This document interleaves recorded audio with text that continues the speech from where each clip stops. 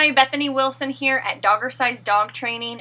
Here I'm going to show you a food-aggressive Rottweiler puppy. He's only about 6-7 months old, but he's an adolescent. He's already hovering and snarling and growling and barking over his food, won't let anyone come near him. Sometimes he'll guard other things as well. He does the typical jumping on the family, jumping on visitors. He can't make up his mind about visitors. He might growl or bark and jump and then back away because he's unsure. He might lick you and kiss you and then change his mind a second later. Counter surfing. When I went into I think I might have like hugged hello to the daughter. You know, he rushed forward barking, but that was all it was. It hasn't escalated beyond that, but those are obviously really huge signs that something needs to be done. So it's a typical case of a really fantastic working breed that's just had way too much freedom and not enough training. Now this family is a super sweet family. They love their dog and they've done the basic obedience, and the dog goes in the crate at night, and they've done things that, you know, they thought they were supposed to do. But what they forgot was what a lot of people forget, which is just basic boundaries in the home.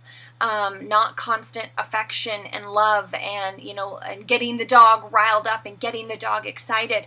Unfortunately, that's led to a really insecure, unsure dog that's just in a situation where he doesn't really know how to navigate what's going on. So in that case, it's up to me to empower the owners to help them show Duke, that's his name, to help them show Duke what needs to happen from now on and how he should behave. If he can't make the right decision, you know, the owners need to make it for him. And the way that you start that is just with basic foundation work around the home and setting those boundaries. Now we're starting small, and here you're going to see some clips from the very first session. It was definitely necessary to use the prong and the slip leash at the same time just for starters. It's just for safety, for my safety, because he is so unsure. And then come to find out he doesn't really want to do anything for his owners either. So it's really interesting dynamic that you're going to get to see, and even more interesting is that it comes from such a young age, only 6-7 month old puppy. But even though it's surprising, this happens to everybody. This family's not alone. This happens to tons of families across the world. So I hope that you get something out of it and enjoy. So I'm letting him go to the end of the leash, feel the pressure, and I just want to see his response. And I praise him for coming to me. The reason I have a slip leash on him also is a safety, because as I mentioned before, he's unpredictable with people, and he hasn't turned that corner yet, and we want to make sure he doesn't. And sometimes prong collars, they really surprise dogs, so you have to be really gentle, especially with more nervous oriented dogs. So that's the only reason I had it on. See, we get a little bit of a fight right there. And I don't add more force because he fought. I just stay really calm, really steady, and he works through it. So again, I'm letting him go to the end of the leash. I say, Duke, come. Yes, good boy. I pat my leg because he likes that. As you can see, he's not very excited to work for me, and I thought it was just me because he doesn't really care for new people in general. But he actually is the same way with his owners. He's just really aloof, and you know, that's not what we want. He's just not used to really doing anything like this. You know, they tried to do everything right. They taught their sit, their stay, they crated him at night, they play with him, but with some dogs there's just a lot more to it than that. We have to teach them how to trust, and in order to do that we have to have trust and respect ourselves. So he's got to be motivated to work for them, which means no more jumping on them, growling, or any antics like that. And as you can see, by the end of this, he really got good. We worked on this for about 10 minutes before moving on. So all I'm doing right now is I'm explaining to them that it is light pressure, leash pressure to the side, not straight back. And you say dog's name, come. As soon as they make that decision to come to you, you say good, good, and you back up to create momentum.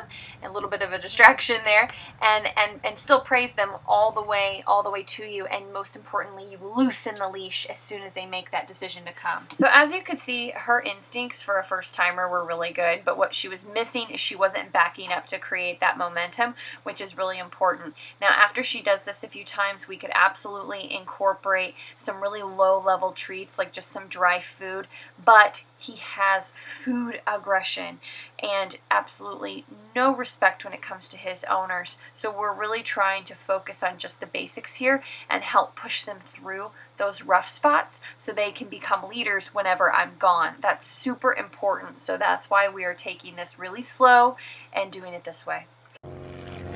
Come. Come. Just hold, don't pull, just hold taut. Come. Yes. Come. No, don't repeat. Maribel, don't repeat. Don't repeat. Just there. Good. Very good. Duke, come. Duke. Just hold firm. He's throwing a little fit. Yeah, he is. That's all right. Just hold firm. Stand up straight.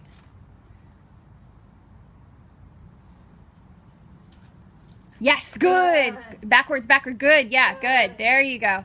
Very good. Much better. Okay, those were two really good examples of dogs that just aren't used to following through with what their owners tell them and resisting the training. So the trick is to really just be patient and not add any more force and not to vocalize, just be calm and work them through it. Let the tool do the work. See, that's the purpose of these tools, is you don't have to yell, you don't have to carry on. You say the command once, do come, and I'm a leash here. So you say the command once, it's Duke, come, pressure. As soon as he makes that decision to turn his head, you loosen right away and you praise so they'll start to follow you. Good, good. Come, good job, whatever. Yes, if you use the marker word yes, good job. Important thing that she was missing up until the end was that movement backwards, especially because you're only working with a short leash. So you got to create that momentum of the dog coming towards you. And then eventually we'll move on, after they work for a couple weeks, we'll move on to a longer line. But the whole purpose of this, wasn't even for the come. We were doing it just to work on the prong.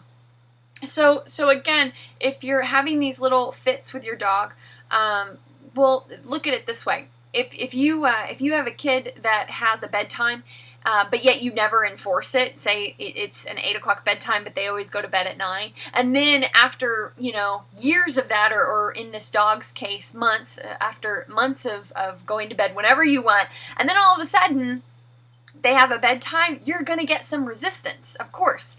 The dog's gonna be like, I don't really believe you. So you gotta really stay through, but stick with it. But you want to be really, really calm about it. You don't want to use a lot of force and a lot of vocalization. You want to be really calm and cool because we're trying to work him through the process as well as the owners learning themselves. So just keep that in mind.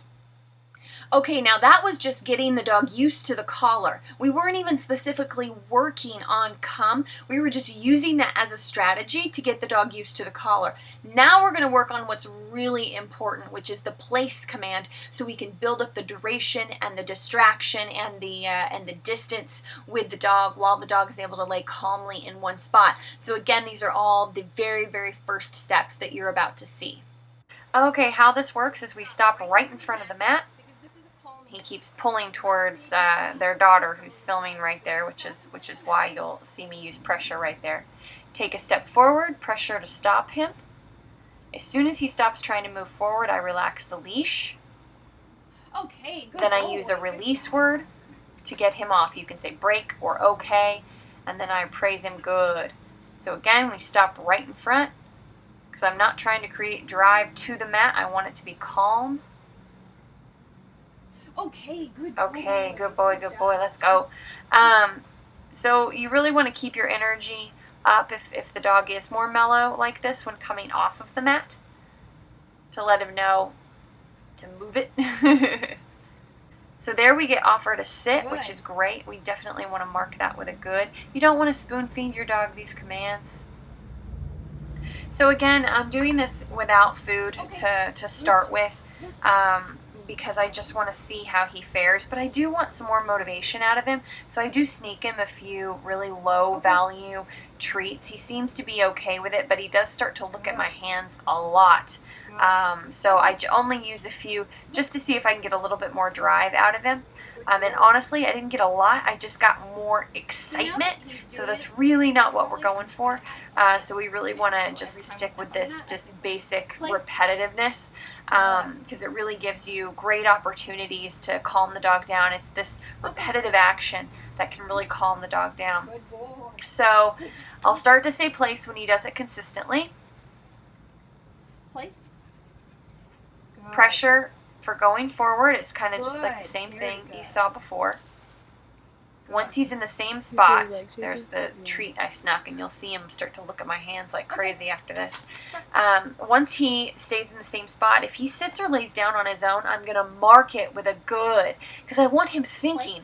I want him calming down on his own. I'm not always going to be there to say stay or sit or down when a kid goes running by and startles him and he wants to, you know, bark and chase him. So I'm not always going to be there, so I want him to learn how to settle himself. Now I'm just adding in some foot movement. So I used pressure right there. And now watch how quickly he picked that up. Just with that one moment of using that pressure when I move to the side. Watch what happens now. He's not even sitting or laying down. And he's learned to stay on that square based off of that one correction. You do not have to train your dogs for months and years. He has literally improved an enormous amount with just one leash pressure conversation. We're not even, corrections wasn't the right word, we're not even into corrections yet, because he doesn't really know what this is all about yet, so that's why we just do the leash pressure. Once he knows place and he understands what this is all about, then he can actually get a little bit of a pop correction versus this pressure. But just that one moment of pressure created that. Now he does struggle once again with like a really strong step forward. See? So pressure. Good. And look at that. Oh, one more time. So I'm just going to show that again, why he stepped forward. Look, I go in my pocket for food. That's why he made the mistake again. I created the excitement. I love to use food, but in the beginning, sometimes it's too much of a distraction. Please make sure you guys check out the really thorough video on how to teach place, which is going to be a link right here. Now, it's really important for you guys to know that 10 minutes on the come to get him used to the collar, another 30 minutes on this exercise, and then I worked with the family some, and that was it. So the dog that you have right now, you can literally turn it all around in an afternoon. Now don't get me wrong, the family still has a lot of work to do. The dog is patterned to behave a certain way with them, so it's going to take some time to pattern him out of that behavior and into good behaviors. But the point is, with this tool, you literally see a difference within an afternoon. And that's only if the tool is used properly, though. You never want to put one of these tools on a dog and just correct them. That's the worst thing you can do. You'll actually cause more anxiety by doing it that way. So it's a training tool. So get a trainer to help you understand how to use it if you feel uncomfortable or unsure. Now here's a little sneak peek on the food aggression issue. We're actually working over the course of several weeks with them, and this was kind of step one. So eventually there will be a link here with all the steps. If there's not one yet, there will be over the next few weeks.